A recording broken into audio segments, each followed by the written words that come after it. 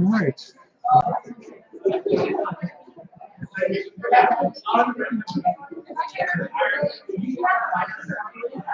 How have you been? Good night of the world. What? Oh, hello. Were you live streaming? Oh, Live stream. just like in general. Oh wow, you live. It's YouTube. Oh my goodness.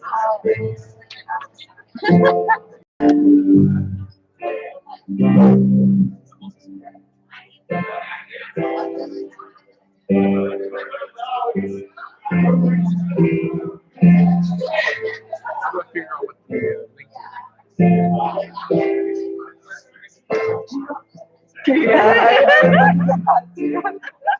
I'm like, maybe I don't want to say anything because it sounds stupid. Oh, okay.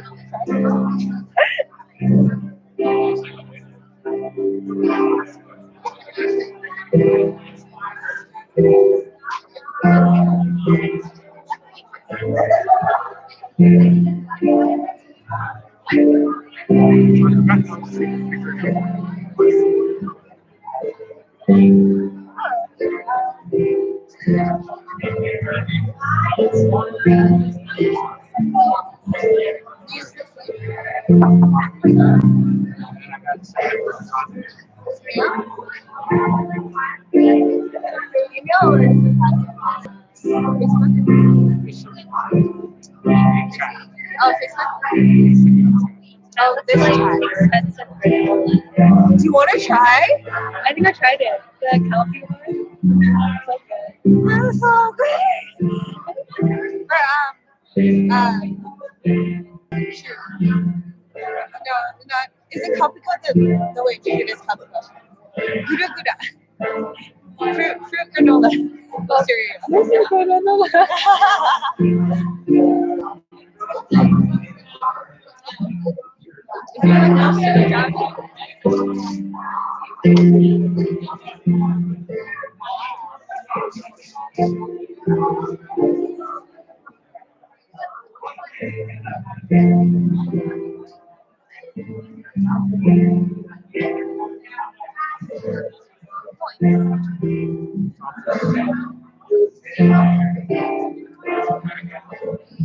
Should we wait until 10:10?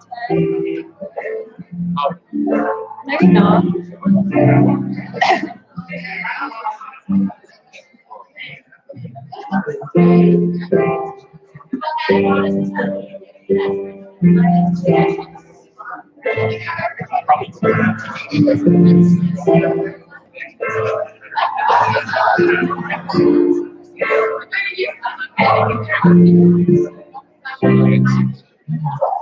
Where'd you get it? Where'd you get it? Oh, does everyone have it? They created like a rotated. Wait. They made a rotating mixture, Yeah. but inside the mixer. Oh, And another co-op coordinated like rotation.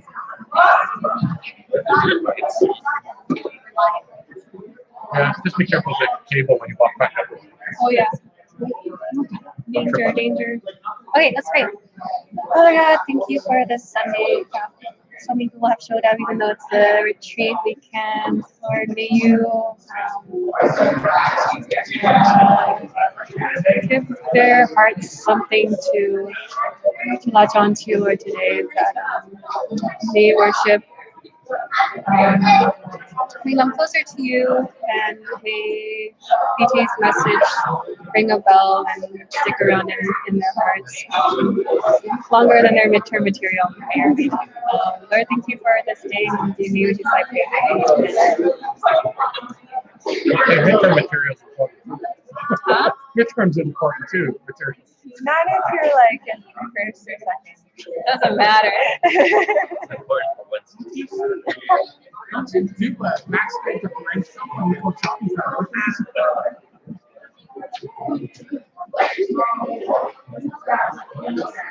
So it's not like real cow milk. It tastes better with cow milk, but I milk the soybean. yeah, exactly. Yeah.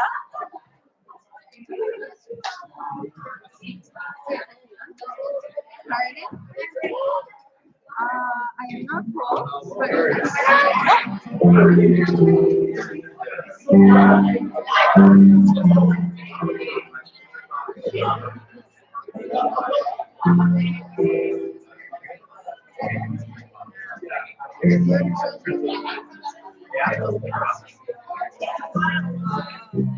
maybe actually. Oh, I see some like this, but it's a lot of pen. My pen. I don't have. But can you get it out? Through midnight? Oh, so much. I was like, please, please, Was I continue to play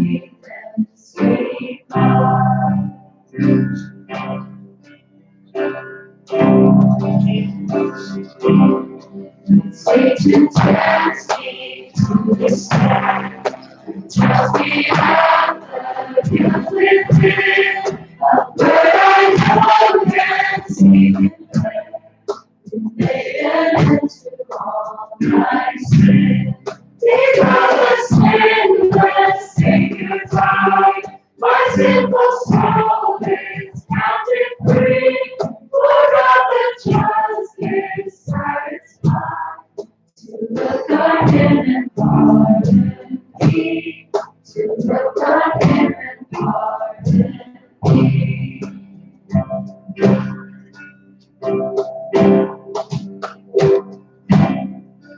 Golden hair, the risen Lamb, my perfect, spotless, righteous death, the great unchange of my hand, the King of glory and of praise.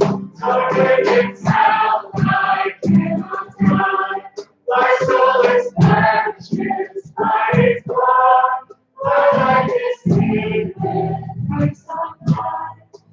Christ my Savior and my God. Christ my Savior and my God.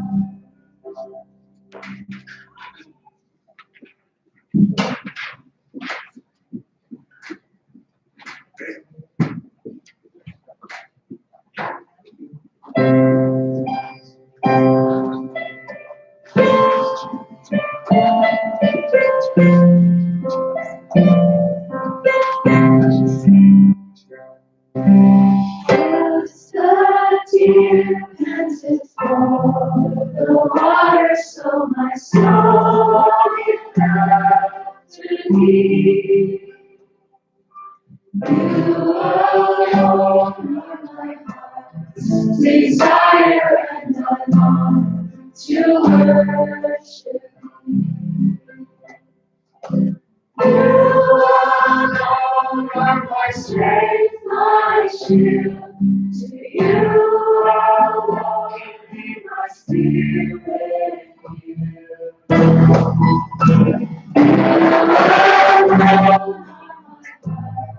Desire and I long to worship you. You're my friend and you are my brother, even though you are a king.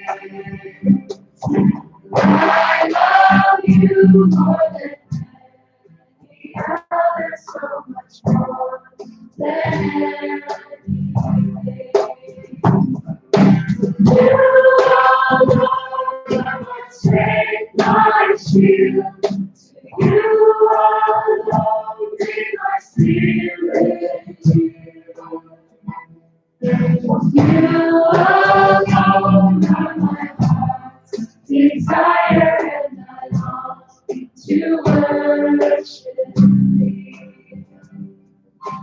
I want you more than gold or silver, only you can satisfy. You alone are the real joy giver and the apple of my eye. You alone are my strength, my shield. To you alone be my spirit.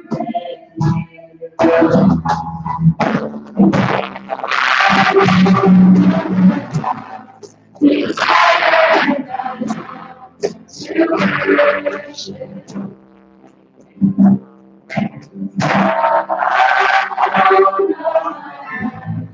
Desire and I long to worship.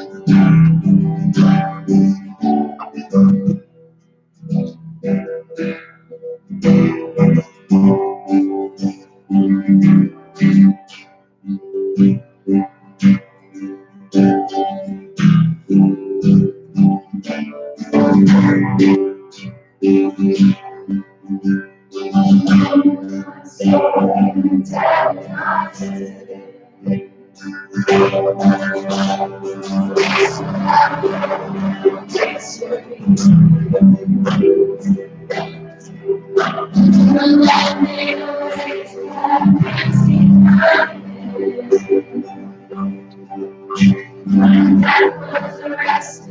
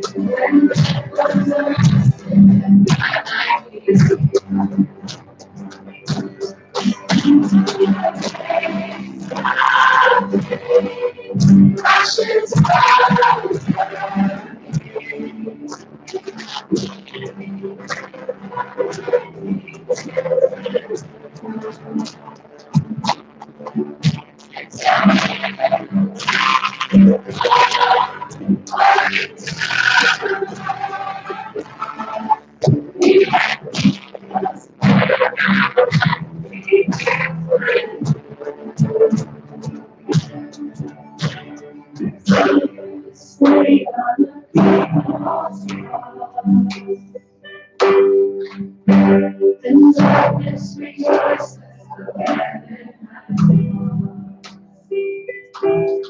And Jesus arose with our freedom.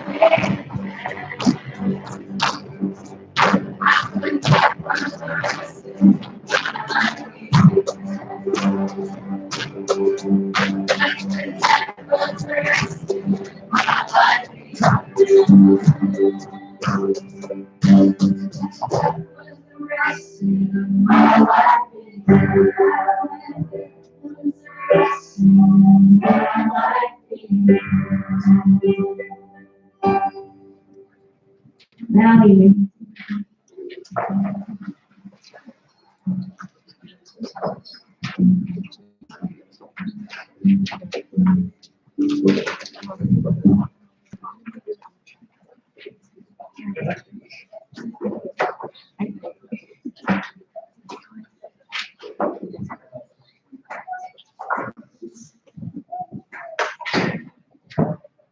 It's a little bit different this morning, a little taller. Welcome to Simply Church. To be here for the first time, I just want to welcome you and introduce you to Simply Church, part of the Associate Gospel Church of Canada. If you're interested in learning more about us, we have some flyers and posters. We always come and talk to you as well. I'm Pastor Tim, and a couple of things in the back there. There's some refreshments, and if you need a Bible, there's a Bible available as well. If you decide to take it home, you can as well. And drinks and beverages as well, so kind of refreshments following service. And encourage you to join us tonight for that. What's happening today? Well, just want to make sure last announcement for tax receipts. If you haven't received your tax receipt, please contact me. Or if it's in error, please contact me as well. As well, we have Sunday school today. That's just down the hall, past the Watkins to your left. We're talking about different worldviews, and I encourage you to join us for that. It's very interesting so far. And we also have a prayer meeting today at 12 o'clock downstairs. After staff, so just down these stairs. Great towards the left. If you need a ride, we have a couple of locations as well. If you are outside of those locations, please contact us to try to accommodate you. Maxie, who was sitting right there, they're still there. Okay, and you can start out there. It's also a birthday. birthday to you. Happy birthday to you. Happy birthday, dear Patsy. Happy birthday to you. Tuesday night, we have grocery run at 7:30. If you're interested in joining us for grocery run, please sign up. And if you have a grocery list, because you can't make it, we'll be happy to have groceries for you. And if you're interested in serving at Simply Church in many capacities, please talk to Ryan and sign up there. We have so many different things you can get involved in. Also, if you'd like to stop by the church office, Monday to Friday, 10:30, 5:30, we always open. Then after hours, just give us a shout there. Maybe open and be used for other kinds of activities. This Marsden University, not too far from Costa College. Group meeting this week. If you're in grad cell, you guys are skating, I believe. That's the plan. It might get really cold, so. We will see. So the polar vortex is going to miss us, according to the latest. It's going to hit northern Ontario. We're going to have a little bit, but mostly it's going to miss us. But for those of you who are in Calgary, Alberta, Saskatchewan, Naomi, you're glad to be back because they're going to hit -40. Some announcements for prayer items. A couple of things. There is some food going on this weekend. CCFC is going on, as well as a couple of people sick. My wife and I are flu like this weekend, and I cannot afford to get sick. So that's okay. I miss my family. My mother's being released from the hospital this week, so her accelerated. She's determined to get out of the hospital. She just hates the hospital. She's leaving on Tuesday. I have to go and pick her up. I really can't be sick. The last 6 weeks we checked on mom. And Wayne is recovering well at home. Let's pray for a couple of things before we get this morning. Thank you, Father, that you have given us this opportunity to gather in your presence, to worship, to celebrate, to commemorate, to just quiet ourselves, to put aside the things of the world that are burdening us, and recognize your goodness. We thank you for this morning, that we can come before you with open hearts. We confess ourselves, relieve ourselves of all anxieties, but we know that you have come to heal us. And in spite of the craziness of the world around us, we settle with peace and tranquility in your presence. And ask that your Spirit may lead us into a time of wisdom and knowledge, of understanding, to be empowered by you, to be cleansed, to be enabled. Thank you for your Spirit that can work with heals people, and we especially pray for those who are under the illness of the winter season. We lift them up into your hands and ask that your Spirit may anoint them and restore them to full health. We thank you this morning, that we know that you are in control of all. And we offer ourselves to you through the word of the Lord. We ask that you may open our hearts and our minds. Be with us this morning. And we offer ourselves to you, this living sacrifice, through the mighty, powerful name of Jesus Christ. Well, if you don't know what has been going on in the world today, this week, it's been a really interesting week. Lots of interesting things have been going on. I know a lot of you are caught up in midterms and probably have not listened to the news. There's a lot of transforming things that are going on. One of the really cool things that are going on is what's happening in government. And what it means at a very, very fundamental, basic form to how our Constitution and how the government actually works, both from a local to a more federal type of thing. So if you notice, there's been a lot of protests this week about things that have been changed in our provincial government. Doug Ford has instituted a lot of changes, and you can, if you think the weather is bad, then there is the tornado, as they call it, as he rolls through legislation and changes a lot of things. So how many people know what protests are going on this week?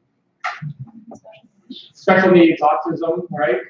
Also, he's put a freeze on hiring for teachers. Yeah, so no more teachers. So if you are looking to go into teaching in Ontario, they're not hiring for the next foreseeable future. So you're either going to be replacing someone on maternity leave or whatever, but they're not hiring any new teachers. There's a lot of other things that are being instituted within the Ford government that's being created. And a lot of people are opposed to them and this changes because it affects you personally. But there's also a lot of people who approve of it. Matter of fact, several, I forgot how many hundreds of people showed up for a $1,250 plate dinner fundraiser. And also it was a bit of a controversy. So they had a fundraiser this week, and if you have $1,250, you can go there and hobnob with all the bigwigs in the Doug Ford cabinet and the party. That became a bit of a controversy because he's put some type of legislation to stop this type of fundraising. It's kind of interesting scenario. But a lot of people agree with what Doug Ford is doing because of the fact that you realize in Ontario we have currently a $393 billion deficit. 393. That is greater than the national debt of Greece. You know when Greece went downhill as a nation? We have a larger debt than Greece did at that point. 393. And in 20 years, in the last 20 years, as much as governments have promised that they're going to bring down the national the provincial debt, we have made zero payments to the principal of that debt. Zero. So we are, as Ontarians, people living in the province of Ontario, we have $400 billion to pay on in the foreseeable future. It is time to leave Ontario. Honestly, I've got to go back to Hong Kong this year to review my Hong Kong ID and passport and stuff like that, and it's a good idea to renew it. Taxation rate there is only like 10%. So. That is only part of the craziness of the world around us. The real big story, of course, is SNC-Lavalin. Now, for those of you who don't know SNC-Lavalin, put up your hand in shame. This is one of the big stories that have been going on this week, and actually for the last 6 weeks. Okay? For those of you who don't understand SNC-Lavalin, how many have no idea what I'm talking about? There are some of you right there. This, of course, is kind of dear to my heart because they were part of the company that actually was a cornerstone foundation of the economy in Quebec. When I was growing up, they were big time. They employed approximately 9,000 Canadians in Canada, including some of us who are former UW graduates are actually employed by SNC. And I keep in touch with them, especially when this whole scandal began coming into play, and whether they're going to be able to keep their job and things like that. But they hire about 9,000 people in Canada, but they hire about 50,000 people worldwide, 35 to 50,000, it depends on how you look at the numbers. But it has a lot of impact, not only in Canada, but also in their offices throughout the world. And so other people are looking at this very with due diligence because of the fact that this scenario could be devastating for Canada's economy, as well as for the company itself. So here's the quick lowdown on SNC-Lavalin. What happened is, in 2015, early 2015, the RCMP laid charges on SNC-Lavalin. Anybody know why did they charge them? No idea. So this extends to some activities that were done prior to 2015, actually all the way back possibly to 2001 through to about 2011. But the investigation took many years to figure it all out because the company was involved in a bribe scheme with which government? No, the Libyan government. Yeah, back in those, yeah. So the guy actually involved in it was a guy named Muammar Gaddafi. Ever heard of Gaddafi? Yeah, okay, never heard. Now you begin to, So there was this war going on. Libya was shooting down planes and all sorts of stuff. Anyway, SNC behind the scene was actually bribing the officials to the tune of approximately $130 million. And in doing this bribing was basically to get contracts.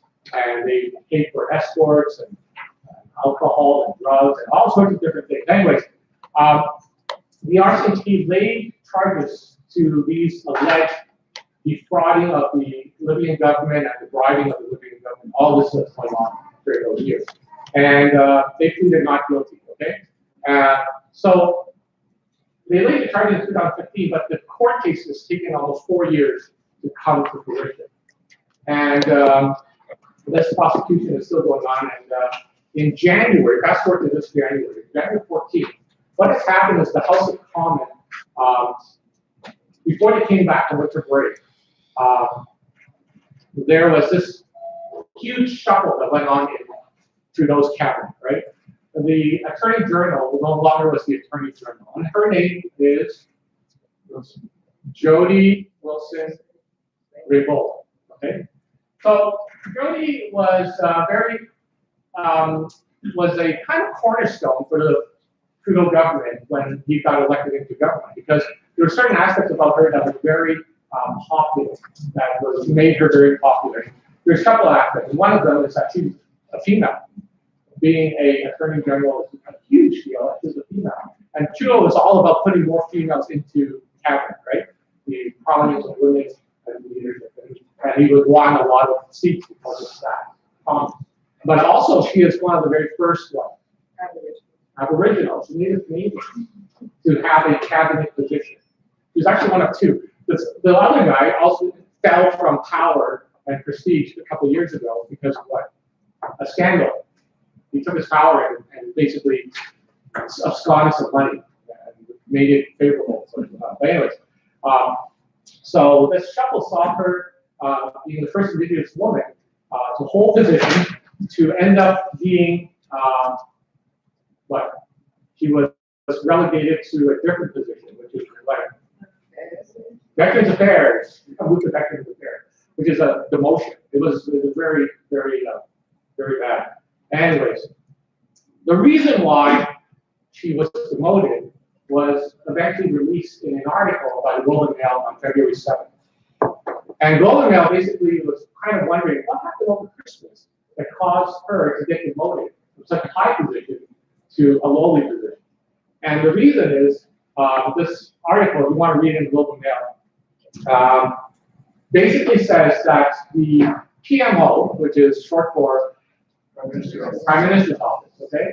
They pressed the Justice Minister and the Attorney General back then to what? Abandon the prosecution of SNC Lavalin. Basically, he was exerting political power to make the office of the Attorney General to stop the prosecution of the SNC Lavalin.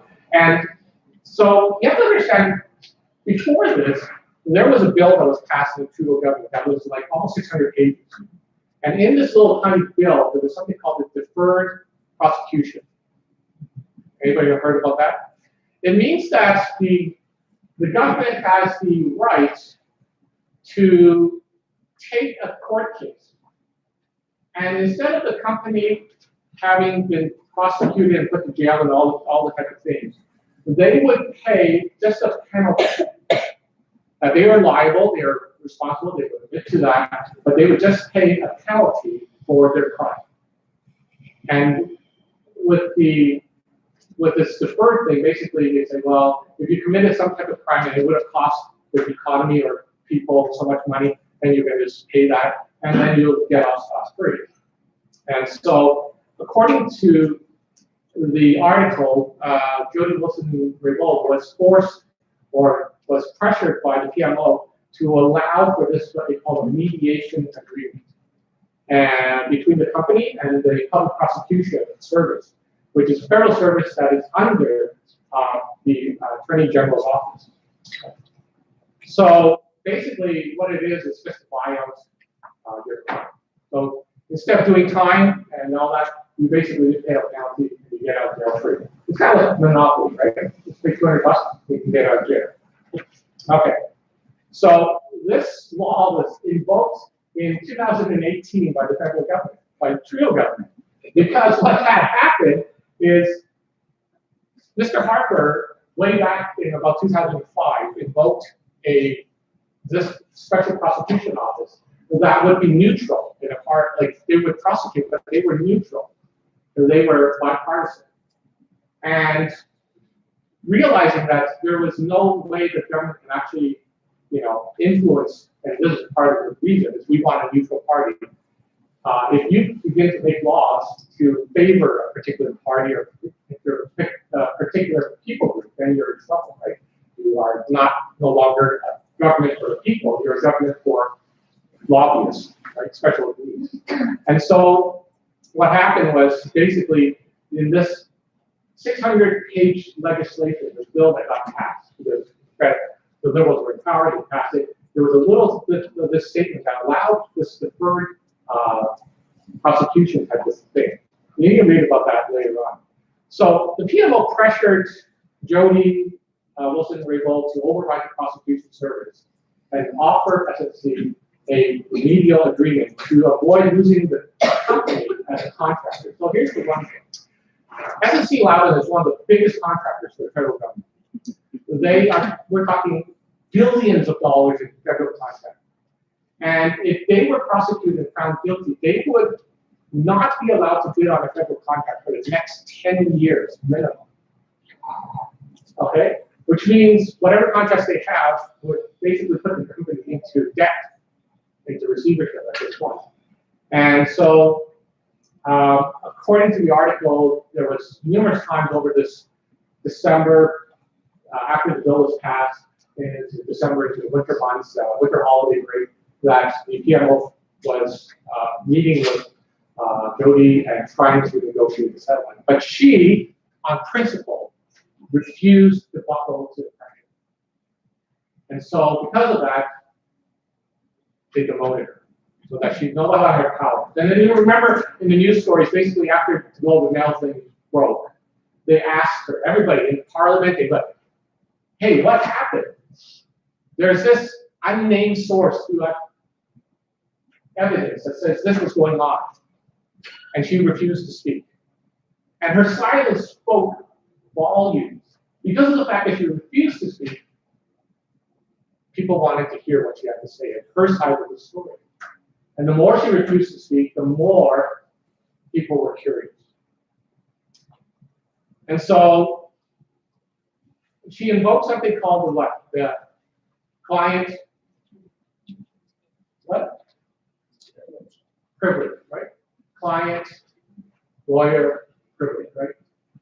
Basically, she could not speak until she spoke to her lawyers, which was a former justice of the Supreme Court, and said, what is my actual role? Because she was the Attorney General, she had lawyer-client privileges that she couldn't talk about the client in public without the client's approval. And finally, of course, this past week on Thursday, I can't remember my week's date, Thursday, she appeared before a special subcommittee that was looking into this whole incident. And basically, if you read the subcommittee, you will find that in her testimony, she gave damning evidence, assuming that you believe her, that her testimony is credible, that the Trudeau government has meddled in the affairs of the court system. To add to the confusion in this whole thing, there's a guy named Gerald Butts. You ever heard of Gerald Butts? I don't want to grow up with a name like Gerald Butts, but he resigned on February 18th. He is a best friend of the Prime Minister, and not only that, he is also his principal secretary. He is the guy who's in charge of the PMO, basically. And he resigned. Why he resigned, we don't know. But usually you resign because the government doesn't want anything to do with you anymore because you're tainted. Now, the week before, we had a guy named Michael Cohen. Remember in the States? Michael Cohen was the lawyer, the principal lawyer for Donald Trump. And of course, he didn't resign. I think ultimately he got fired. It was kind of like a fired, resign type of deal. but he spoke against Donald Trump, and it was a very interesting subcommittee or committee hearing. So in his resignation, Butts actually wrote down that he categorically denies that he or anybody in the PMO has pressured Jody Wilson-Raybould. But of course, we don't know. Now there's a whole lot of people coming out and wanting to submit their testimony to this subcommittee, and including some key people in the PMO office, either to rebut it or to, I don't know, maybe invest and try to make a plea bargain in this whole thing. So this is very interesting. So here's what it really comes down to for you and I. We believe that Canada is a very multicultural, diverse place that is fair to all people. We try to write a constitution that includes all people, whether you are regional, whether you are racial, whether you are ethnically divided. We try to be very inclusive, right? And on top of that, our laws are supposed to be evenly accountable for all people. It applies to all people. What this situation really says is that, is there a scandal? Is there a reason to prosecute the PMO for meddling in the affairs of the legal system? Now, certainly, I think if we were on the end of being charged, criminally charged, we would like to get as much favoritism towards our case as possible. If you have a speeding ticket, then you're going to try to find a way to get out of that speeding ticket as much as possible, right? I think that's intuitively, by nature, that's what we want to do. And so certain laws have been put into place, including the one by Harper, to make sure that there is no meddling by politicians in law cases. And we probably have heard about that, and we do that quite a bit. You know, my mother got special treatment at the hospital because of the fact that my brother-in-law's brother was the actual orthopedic surgeon on call that day, and so he scheduled her into surgery the next day. And my sister and I had a bit of a problem with that, but it was one of those ethical issues that were on the borderline of things, where yes, his argument was that I am the doctor call, and I can make the call as I see fit, which is very true.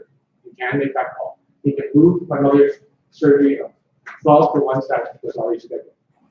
But on the other hand, we also feel like, well, you probably made that decision because of the fact that you are part of the family. You're related to us. And yes, we should be thankful for you in some ways. And then on the other hand, we're kind of like, my sister and I had this argument over the phone saying, how do we deal with this issue? You know, do we say that God was in charge? And it was so happened that of all the hospitals that she could have got shipped to, she got shipped to the one that my brother-in-law's brother was working at. Not only that, he happened to be on duty at that time. Why didn't she slip and fall at any different time? Is it all because God was in control? So do we accept this as a grace of God? Or do we fight it? Talk to my brother-in-law's brother, Frankie, said, hey, Frankie, don't operate on her. You know, you got scheduled things first, so you got to do those things first, and then put her in line and was arrested. Certainly, if we had no ethics, I would call in all the big guys and say, treat my mother, she's most important to me. And I would call in every doctor friend I know, and every physician that I know, and every healthcare workers to put pressure on until my mother's taken care of. And we want to do that too. And we want to offer the best that we can for our loved ones. As we begin our next series, we're doing things a little bit backwards. We started with Haggai, and we're moving backwards in time chronologically. But I think there's a reason why we're doing it backwards, and we'll find out. We're going to study Habakkuk next. And Habakkuk is a very interesting character because he lives in a world that is so topsy-turvy. It is so corrupt. It is so maligned that he is very confused about him, the world, and the role of God in this world. I think you'll find that Habakkuk is very relevant to our world today. First of all, the man is very mysterious. If you look at the chart there, you'll find where he resides. But we know very little about it. Matter so little about it that we have to kind of speculate. For instance, we don't know where he was born. We have no idea where his hometown is. We have no idea about his family, whether he's married, not married, whether he's children, where did he come from, what is his tribe. A lot of people suspect that he is a Levite, given that he writes the psalm at the end of his book. We don't even know particularly what time he actually resides in, what he lives in. But we do know that it is before the Babylonian captivity and the destruction of Jerusalem. Possibly he writes during the time of King Manasseh. How many of you remember King Manasseh? Yes, if you remember, he was the wicked son of Hezekiah, right? And one of the most evil, vile kings in all of Judah's history. It's also possible he writes during the time of Jehoiakim, because we know that what he's writing about is talking about very evil wickedness that's going on. It is possible that, Jehoiakim, he's renowned for what? Burning the word of God. That's one of his staple things in his life. He burns the word of God, okay? So little is known for sure, but one thing we do know is that his contemporary would have been Jeremiah the prophet. And so that's why when we place him, you'll find that he's placed during the time of Jeremiah. Now, Jeremiah was a bullfrog, was a good friend of mine. Some of you are old enough to remember that. Anyways, Jeremiah has basically the same theme in his prophetic writings, and so we probably link the two of them about as contemporaries. So because of the fact that there's little information known about him, there's a lot of speculation, and some of the fun speculation are like this. It is believed that Habakkuk fed Daniel while he was in the lion's den. Okay? Now, this is not the lion's den that you're talking about in Daniel that you understand. This is the lion's den in Daniel, in the part of Daniel that you don't read. You know that Daniel, the Sunama, actually has two versions. There's the one that's in the Apocrypha and the Catholic Bible, and there's the one that's in the Evangelical Bibles. There's actual chapter 14, next chapter. And that chapter talks about Baal, B-E-L-L, talks about the dragon, talks about Daniel, talks about how Habakkuk was involved in those things. If you want it, Google it. Google it, read about it. It's a very interesting story. But it's not possible since he lived too long before Daniel stayed in the lion's den. His life would have to be, like 600 years old. So it would have to be several hundred years old. The other speculation that actually Habakkuk is the Shunammite woman's son. Remember in 2 King, Elisha, in 2 King chapter 4, around 4, 5, 6, 7, 8, around 4. There is Elijah, and he basically goes to the town of Shunem, and there's a woman who's barren, and he makes her so that he can have a child. Anybody remember the story? It's one of the few resurrection stories in the Old Testament. And basically, he has this child, a gift from God, hallelujah, praise the Lord, and then the child dies, right?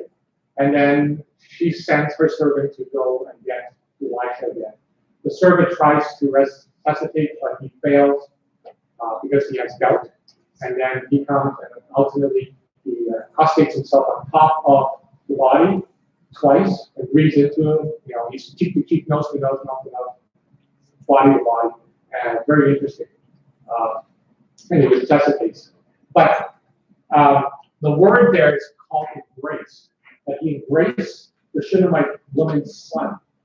And his name, Habakkuk, means the embracer. And because of that, some people speculate that because he embraced and raised the son from the dead, that he also embraces Judah and raises Judah from the dead. The embracer of Judah. Anyways, what Habakkuk really is an example of wisdom literature in the prophets. This is one of the rare things that some of the prophets' writings are historical in nature, some of them are just prophetic in nature, but his is one of the ones that actually is is a poem. There is poetry in it, and because of that, this wisdom literature, poetry / whatever, is very synonymous with another guy named Job. And so if you compare the two books, you find that they are very much similar. Job was a righteous man who was concerned about the suffering of the righteous, right? That's what Job was dealing with. He says, why does the righteous get punished? I've done everything good, but in doing everything good, what has happened to me? They've taken away my family. They've taken away my riches. They've taken my home.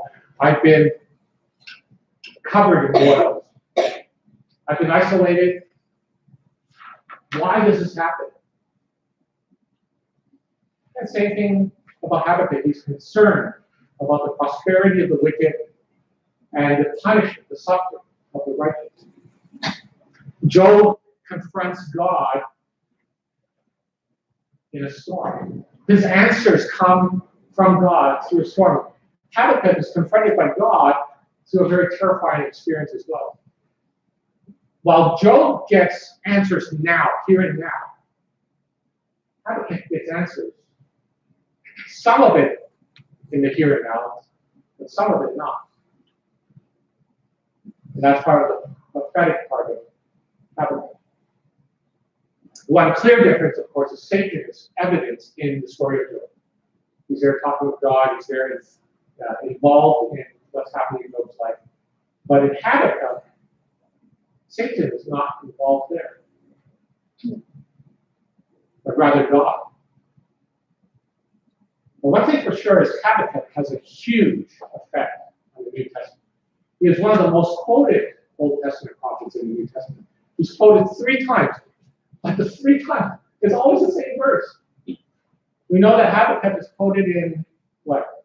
Romans chapter 1, verse 17. He's also quoted in Galatians 3:11. He's quoted in Hebrews 10. And all 3 times it quotes the same thing. And it says what? Martin Luther, come speak your mind. What? And just or the righteous shall live by faith. The righteous, the just shall live by faith.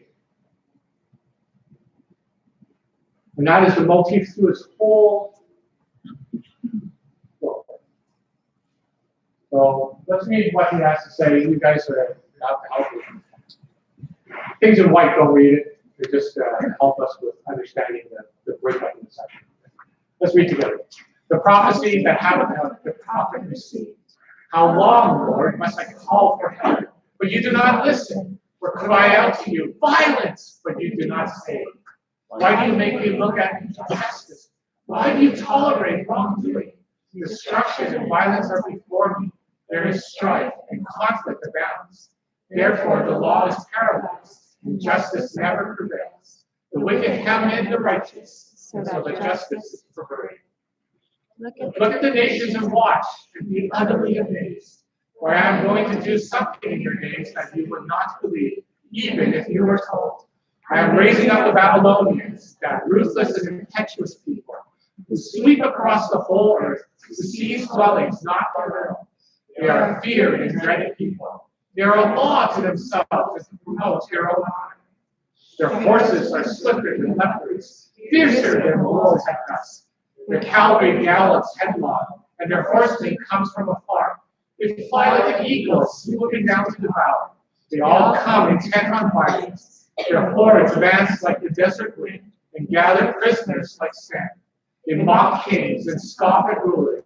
They laugh at all fortified cities. By building earthen ramps, they capture them, and they sweep past like a wind and on. Guilty people whose own strength is their power.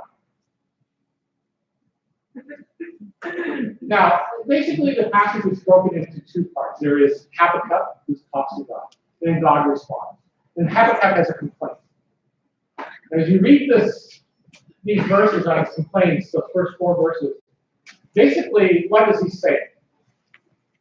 Well, this is what his complaint is about. Basically, he's looking at the world around him, and he says that everywhere he looks, there is evil. There's evil, there's corruption, there's violence, there's injustice. He sees destruction, he sees strife, he sees everything that is wrong in the world. righteousness is perverted. From his point of view, in fact, he basically says the world cannot get any worse. To him, he's seeing what? He's seeing the world of Noah. He's seeing that things have just gotten to the point that is so bad that God needs to intervene. We need another flood. But there is no God. You see, for the second thing he sees, he says what? It is I. I am the only eye in the sky. Habakkuk thinks that he is the only one who sees this. In the text, the emphasis is on I see this. I see this, and I see this. I cry for help. I cry out, violence, violence, violence, injustice. I'm the only one who is interested in law, in justice, in righteousness. You hear in Habakkuk the voice of Elijah. I am the one who is left, looking out for your interest, O God, as your messenger, as your prophet, as your spokesperson. How come I am the only one who is here, who is speaking about the evil in the world? There's no one else but me. And that attitude by itself is bad enough, but there is something else that is in the words of Habakkuk that is very scary, very monotonous. The scary thing is this: when he sees what he sees, he doesn't see God. Because what does he think God sees? He thinks that there is a defect in God. He thinks that God, you are either missing or something is terribly wrong with your character. If you look at the text, it moves from the emphasis of I see this, I cannot stand this. But what does he say about God? He says what? God, you do not listen. You do not hear. You do not help. You do not stop evil. Basically, this is your fault. You are not intervening. God, you don't care, do you? Does that sound familiar? Does that sound familiar? How many of you lived in your lives that you've come to that point where you're yelling at God because things are not fair? In my house, things were never fair. My sister and I grew up in a house where they had two sets of rules. There's the rules for the boy, and then there's the rule for the girl. The girl gets pampered and she gets whatever she wants. The boy has to suffer like the servant of the house. And my sister and I talk about this all the time because as we now have become our parents, we realize there are certain things that we have learned that is a reflection of how we were raised. And one of the things is the boy, in my parents' estimation, is he will go out, he will be independent. He will go off to university, and so he needs to have life skills at a very early age. So my birthday presents consisted of every year a new chore. What? Legit. Seriously. Every year I got a new chore. So we began with, washing dishes, vacuuming, washing the bathrooms, doing the laundry. And all of this is, in my parents' estimation, is necessary so that when I turned 17 and went off for university, I don't end up with a lot of Christian students here. Whites are supposed to be separated from darks when you wash them. So your white shirt doesn't turn out pink, and you have to wear a pink shirt around, and then you think that you're a math department. There's these life skills that my parents thought would be good for us to learn. And so every birthday, I got a new life skill as a birthday. Because I got promoted. It was like, whatever. If you get a birthday and I send you something and say congratulations on your age promotion, that was like me growing up. I got a chore promotion. You have done this very well, so we will give you another one. And on and on. So that by the time I reached about 16 years old, I took care of the household duties. I cooked a meal for my family at night. I did the laundry after school. I vacuumed the house. I washed the floor. I did the toilet. And so I'm very well equipped. Meanwhile, my sister, it's a whole different story. You see, my sister, my parents believed that as a girl, when you get married, you will have to suffer like absurdity. And so while my sister was in my parents' care, she was the princess of the house. She got whatever she wanted. She didn't have to do chores. She had no responsibilities because she would have to learn all these things when she left the house. And so when she did leave the house, she didn't know how to boil water. I remember her calling me to, how do you make that can of soup?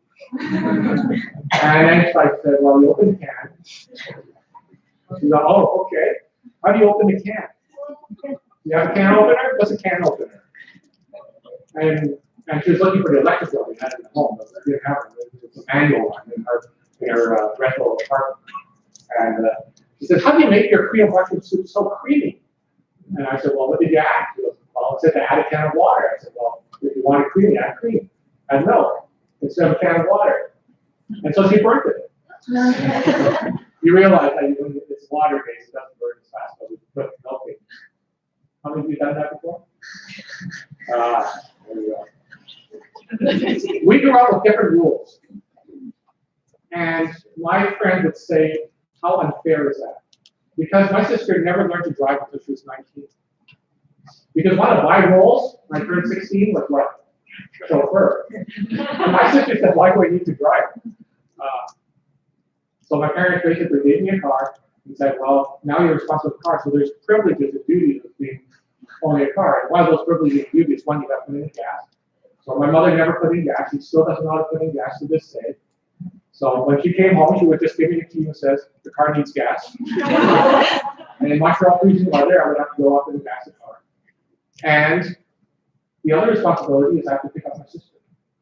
Wherever she was, if I was out with friends, whatever, she would phone and say, I need a ride now. And I would have to drop whatever I was doing, drive her without cursing. Well, I probably did curse. Unfair. Unfair. Totally unfair. But we were taught not to complain. And so I never complained. One day she broke her ankle, twisted her ankle. We were out, I was playing street hockey.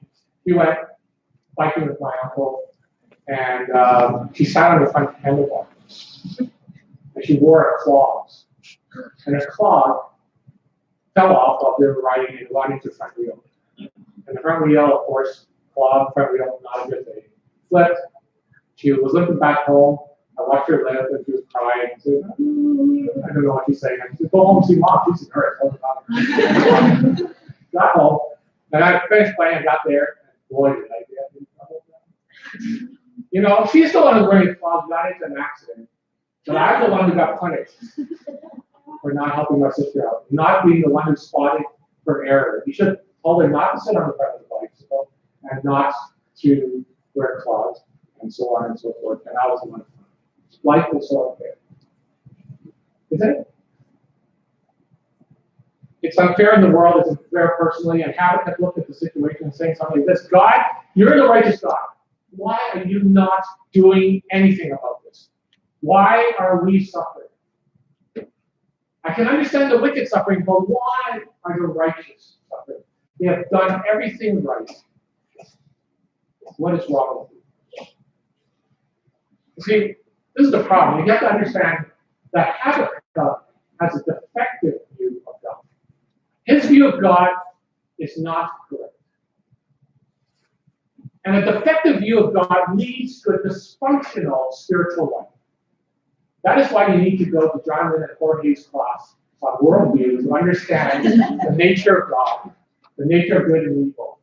To get it right, to see what our God, who is pure, holy, and good, and righteous.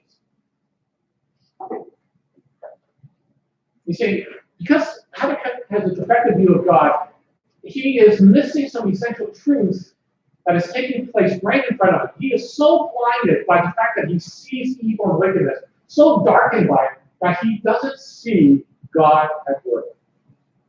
And the truth is, we often forget that ourselves. We see evil and we want God to act.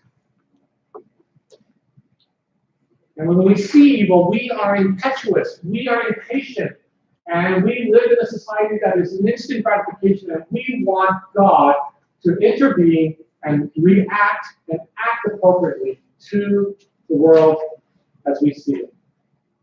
Because we cannot tolerate injustice. But there's something we need to understand. One of the greatest judgments of evil is evil itself. Now, the greatest judgment of evil is evil itself. Sometimes God just lets evil have its own consequences. I think this might be one of those situations in the SNC Lavalin case, where the Trudeau government realized that we need SNC Lavalin to be rid of these charges. You understand why? There's an election coming up this year, right? 2019 is election year. And Trudeau riding is where? In Montreal, Africa, Quebec. And SNC Lavalin, where are they based? Quebec. And you know what SNC Lavalin said to the PM? He says if these charges go through, we would have to leave Canada, leave Quebec, and put our head offices in Great Britain, which of course leaving Brexit. But basically, there is pressure from one of his biggest political supporters, financial supporters, and there's pressure that he gets back into office and all these pressures. And because of that, they put in this new law that says, well, you can just pay for your crime rather than doing the crime. You have no consequences whatsoever if you pay for it. And they slipped it in under the 600-page bill. And now they're trying to invoke it. And of course, that has come back to bite. Evil is often judgment on evil itself. And sometimes God just lets evil have its consequences. And I would say that is kind of the passive nature of God's judgment. That sometimes God lets evil just judge itself. Because it's like, you ever tell a lie? How many lies do you have to tell in order to cover that lie? And to cover all those lies, how many lies do you have to tell to cover that lie? And the pyramid just gets bigger and bigger and bigger.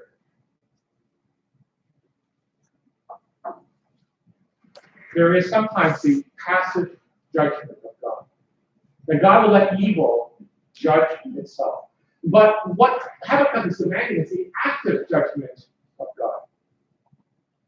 But never think for a moment that just because you don't see the active judgment of God, that God is not involved.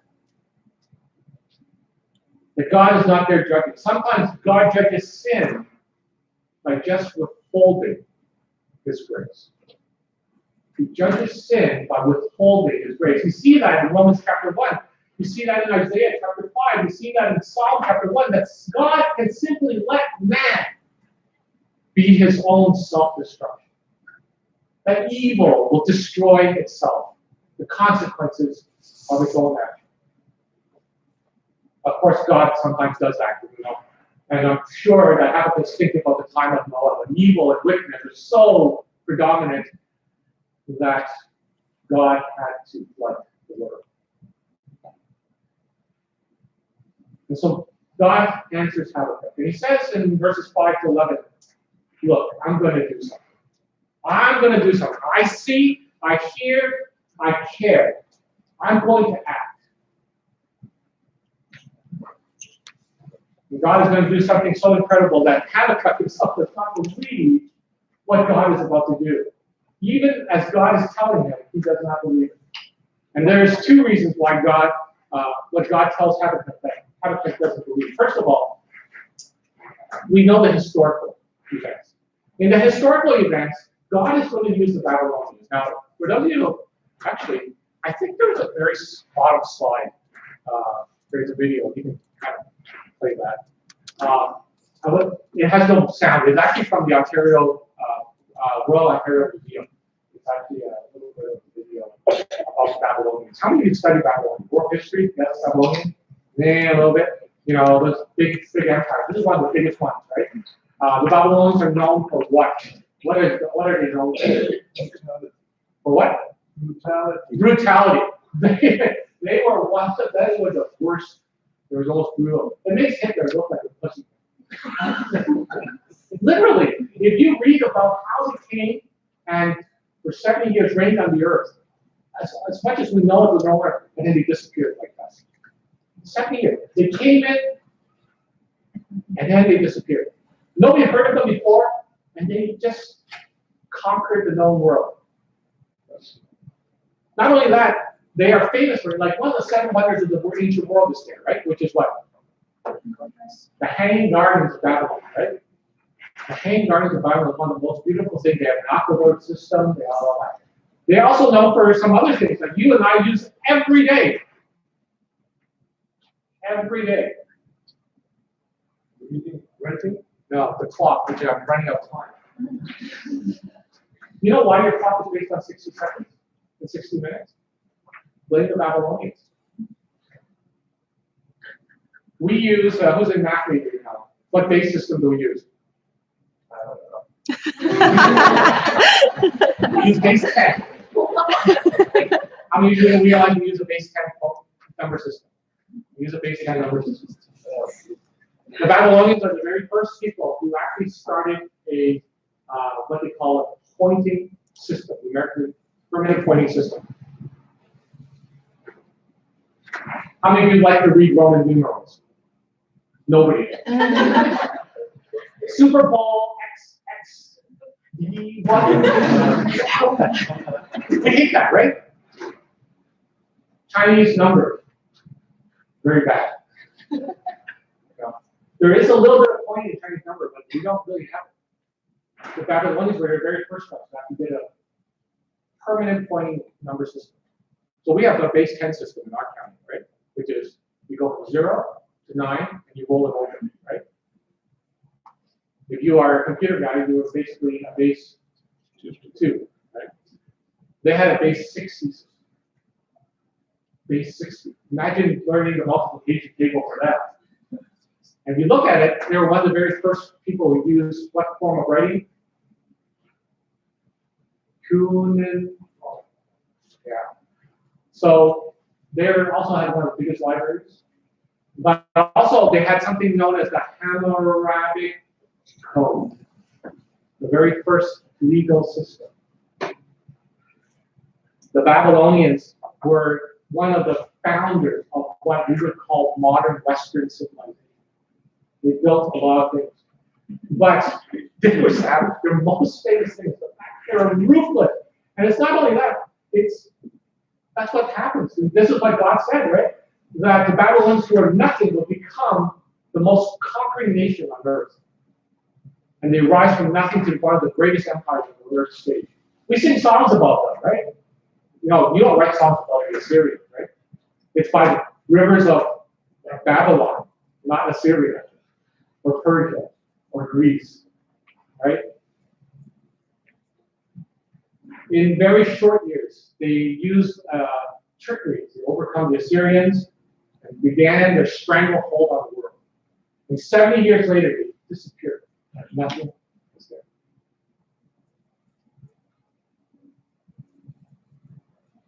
For Habakkuk, he could not fathom how can it be possible that a nation rise out of the dust, take over the world, and then disappear. It doesn't make sense. It takes centuries to create an empire. The second problem is the moral issue with how this prophecy is going to occur. You see, as Tom says, the Babylonians were savage. They were the most savage people we know of. They were ruthless, they were feared and dreaded, and in verse 7 it says, "They are a law unto themselves. They are merciless. And they are guilty men, whose strength is their God." Their God is themselves, which was unheard of at that time. Habakkuk could not accept the fact that God would use such immoral people to judge Judah. It is wickedness judging wickedness, but even more wickedness judging wickedness. And so you see, Habakkuk has been screaming at God, "Why don't you do something about it? Why don't you act? Why are you being so passive about all this? Why don't you judge what is going on? And now God says, well, I'm going to do something. And Habakkuk can't understand it. He went from, you see, Habakkuk's mind, his questions now changed from, why don't you do something? To what? How can you do this? This doesn't make sense.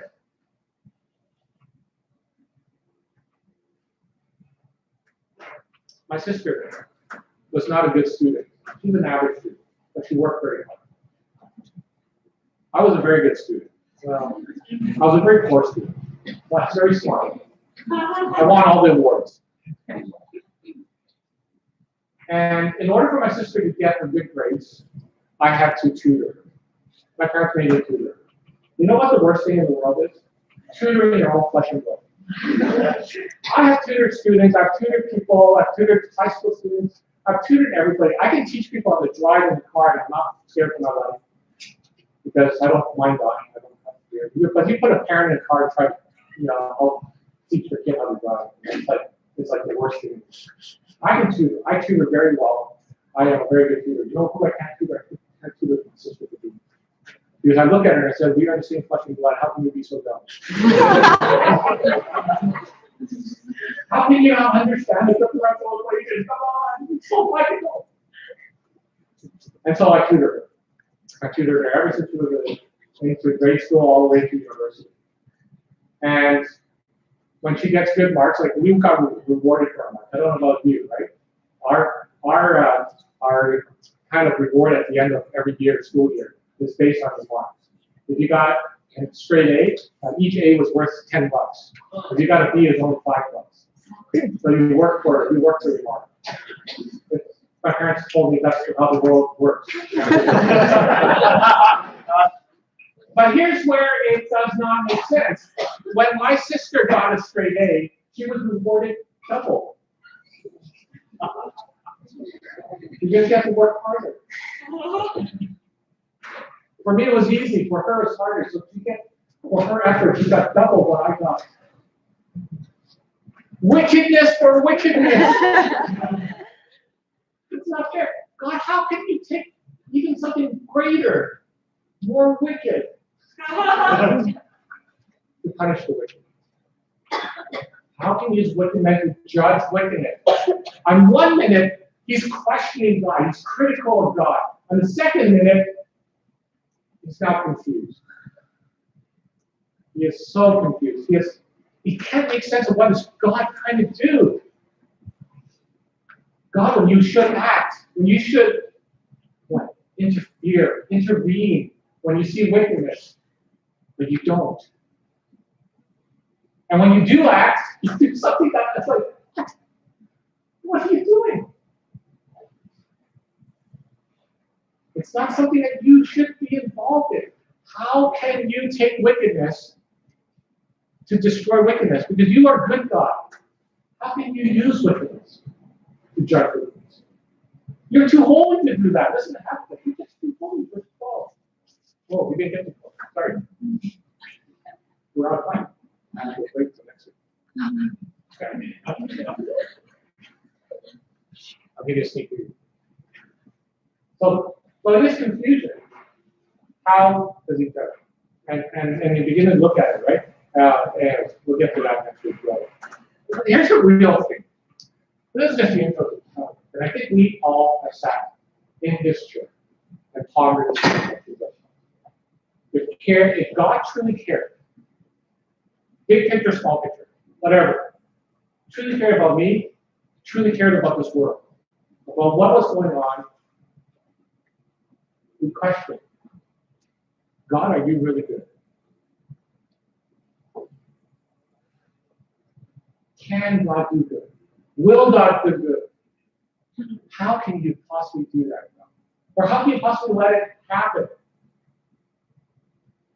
I think a lot of us have been critical. We've all sat there at some time. We've been confused by God. We don't understand why we are here doing what we're doing. We don't understand why God allows these things in the world.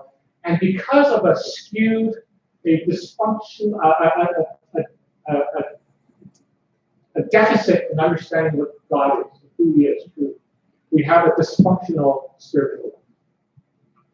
Now we become disarrayed, despair.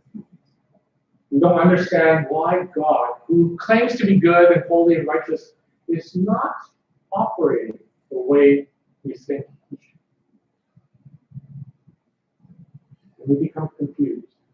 And because of that, our spiritual life starts to fall down. A lot of us are like that. Situations of that. A lot of us come to that conclusion.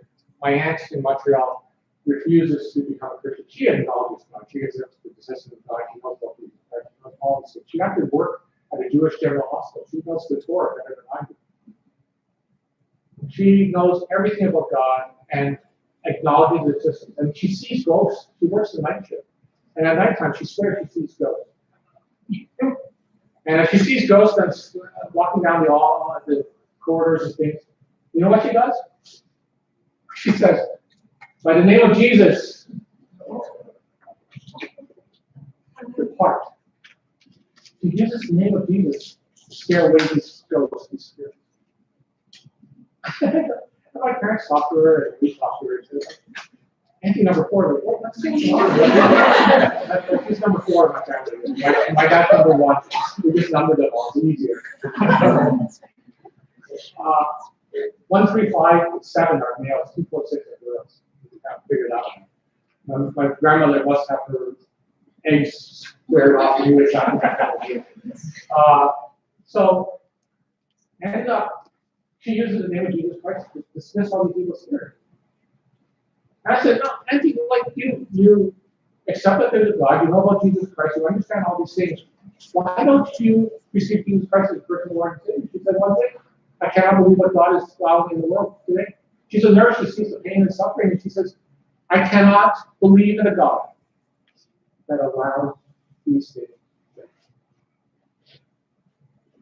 Why is there world wars? Why are there pestilence? Why is there evil on this earth? And I said, Auntie, you don't want an active God. You don't want an active God to put His judgment in this world. This is why this age is known as the age of what? Grace. This church age is known as the age of grace in theology books. Because God has not acted.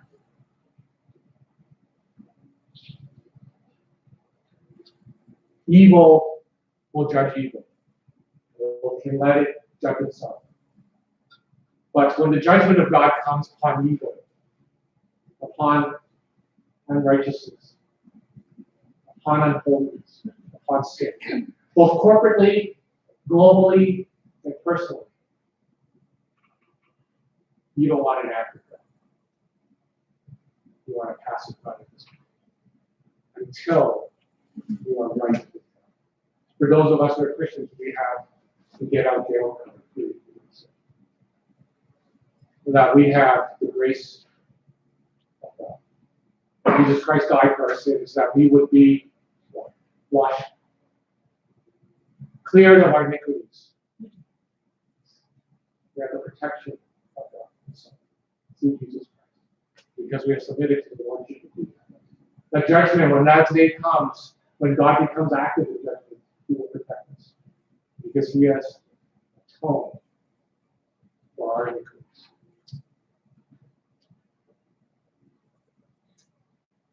We'll continue studying through Habakkuk in the next couple of weeks. It's a fascinating book. It's a fascinating world that we live in. And we'll see how Habakkuk has an influence in our world today. No matter what's happening in the world, God reigns supreme. All creatures look upon our Lord. We will all bow one time. Every knee shall bow, every tongue confess of Jesus Christ. All creatures of our Lord and King, lift up your voice and sing. Praise for who He is. And that's how you will lead us up.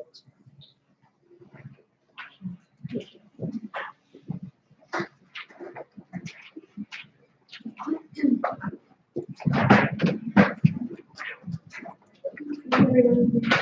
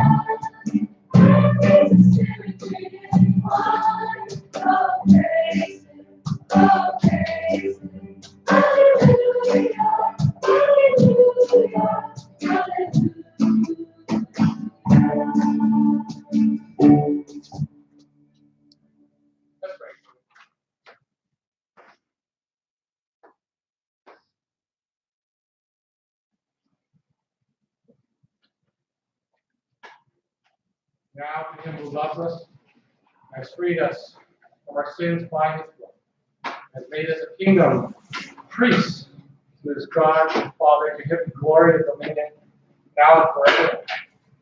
Amen. With our meditation, we are dismissed.